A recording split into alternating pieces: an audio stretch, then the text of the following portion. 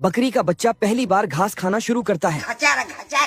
वह इतना भूखा था कि रास्ते में पड़ने वाली हर एक चीज को खा रहा था, यहाँ तक कि नदी की धार को भी उसने काट दिया। रास्ते में पड़ने वाली लकड़ी को भी खा गया जिसमें गिलहरी थी। ये कैसे हो गया? फ्री में उसके घर का डिजाइन बच्चे ने बना दिया। वह सारा चारा खा जाता है। खत्म। जब कुछ नहीं बचता तो अपनी माँ को बुलाता है।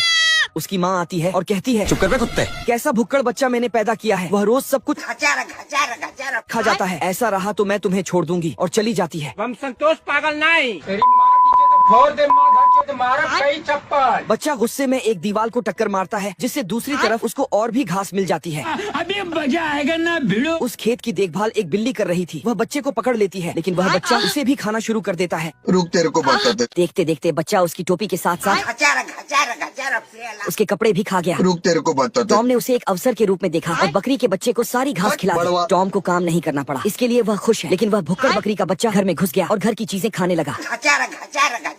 उसे देख ऐसा लगता है कि वह बच्चे के रूप में एक दानव है। आखिरकार टॉम को चूहे से मदद लेनी पड़ी। चूहे ने उसे रॉकेट से बांधकर वापस भेजने का आदेश दिया। तब तक बच्चे की माँ आ गई। क्या रे भिख मंगिया? अरे बाबरी क्या कर रहे हो तू? और टॉम को ही रॉकेट बनाकर उड़ा दिया।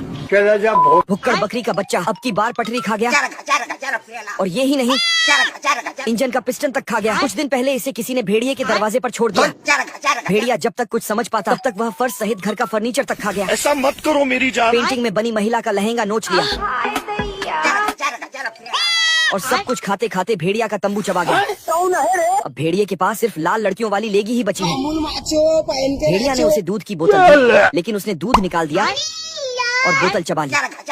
फिर उसने प्लेट और चम्मच से सैंडविच बनाया और खा लिया और चाय सहित कप खा गया। 5 मिनट मुंह पहुंचने के बाद रुमाल तक चबा गया।